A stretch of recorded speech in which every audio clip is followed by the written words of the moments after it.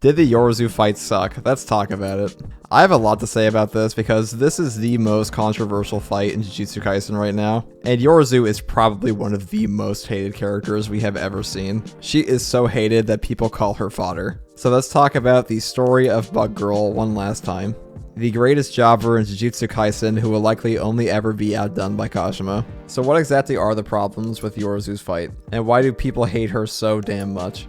I'm going to be a little bit negative here, so be warned. I'm going to start by talking about the prelude to this chapter. We're coming hot off the heels of chapter 214 and 215, with one of the most important plot lines in the entire series having its climax, and then Yuji getting his first amp in a while and becoming a Terminator, only for Sukuna to get jumped by Yuji and Maki. Any fight following this was going to feel mid. I'm going to be honest, this one is mid, so it feels even worse. And this fight really felt like a series of blue balls. First, we get into chapter 217, which ends with the Mahoraga wheel coming out. Then the series immediately went on break, and we cut back to the series 2 weeks later with no Mahoraga. So people were already pissed at the very start of this fight.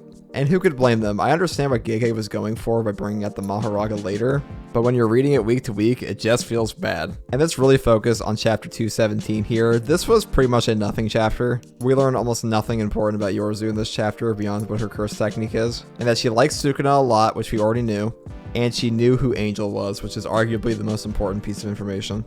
And then Sukuna uses Divine Dogs and summons the Dharma Chakra. That's really it. Even in my chapter review for this, with recency hype and everything, I really was just like, I wasn't the biggest fan of this one. And chapter 218 was better, even though we got blue balled, because we do get some cool choreography, and we get that deer. And this deer is actually based on a real deer. So yeah, take a nice long gander at this weird looking thing.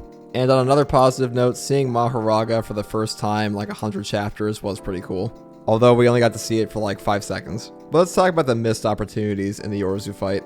Because first of all, her technique is super cool, but her application of it was just so damn lame. And there's obviously a plot reason for it, but it doesn't make it any more interesting to read. We see her make this cool bug armor, but it does about as much as if she had just made any other type of armor ever.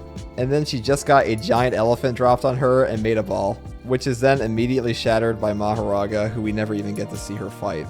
That doesn't change the fact that Yorozu is undeniably powerful. And even if Sukuna let her hit him, that doesn't change the fact that she damaged him, and that is more than Mahoraga ever managed. So had she been in full armor, and had he actually summoned the full Mahoraga at the very beginning, I still think she could have thrown hands at this thing for a little bit.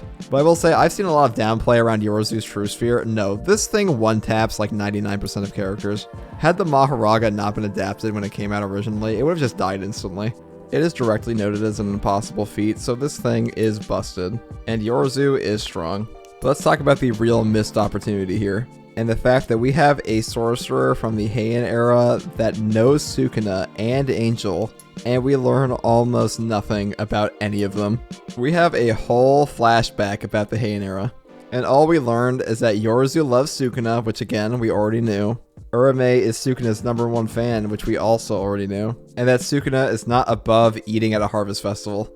And as far as we know, it doesn't really look like he was eating people here, so he really just came to hang out. And I'm not gonna lie, Sukuna definitely looked pretty easy to hang out with here. This is the least evil and least murderous looking Sukuna I have ever seen. I'm just saying it, the best way to stop Sukuna from murdering your whole village is you give him good food, and not just people. So the whole Heian Era flashback was a little disappointing. We didn't even really learn a lot about Yorozu's character, but I can see a reason as to why this happened, because it really seems like JJK is saving the major Heian Era plot reveal for when we cut back to Yuji and friends and Angel finally gives the Heian Era exposition dump. And honestly, I feel like Gojo is going to be present for this as well.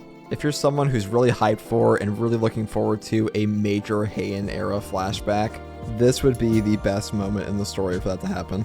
All of our people who would benefit the most in the plot from hearing her information are present and together, and Yuta's coming pretty soon, because he was nowhere to be found in Sendai when Sukuna showed up. And thank God. I know some people wanted Yuta to show up, but like, do you want Yuta to die? What's wrong with you? Did you just want Yuta to get a sort of extermination impaled right through his head? Ryoma and Sukuna barely dodged this thing and looked shocked. What do you think happens to Yuta? Anything that makes Sukuna have a face like this is probably deleting every other character. Most characters eat a sort of extermination in the mouth within the first 5 seconds of its appearance. So if Yuta was anywhere nearby, he made the right choice of peacing out. But somebody please shoot a flare for him because he has to find out where you're at. Because we need that Heian Era flashback because the Yorozu fights one was mid. The most notable thing about the Yorozu fight were the reveals we got about 10 Shadows power. And the only real reason I can see why we got them here is so they don't feel as much like an ass pull later. Imagine him just pulling out the Dharma Chakra in the middle of the Gojo fight and just being like, I adapt to infinity now out of nowhere. I mean, you could kind of see it coming, but it would still feel a little bit like an ass pull. And his technique is still hidden, so that thing is definitely a busted ass pull. And I don't think that Gege wanted to double down on new power-ups for Sukuna's major fight, because he's probably going to have a lot, but having the 10 Shadows Dharma Chakra on top of all of it might be approaching Kakashi Susanoo levels of ass pull. So it really just feels like a 10 Shadows power setup. So overall, my feelings on this fight is I think it's like a 6 or a 5 out of 10. It's not the worst fight in Jujutsu Kaisen. I think a lot of the hate comes from the fact that Yorozu can be kind of annoying for a lot of people, and her character barely gets any development and then she just dies. And honestly, I feel like my opinion on it is more lenient than a lot of the communities right now. So that is my last video on Bug Girl outside of like power scaling or versus battles. Sorry if this video is a little negative, but that's just my opinion on this fight. And I wanted to touch on the big fandom scuffle that's been going on.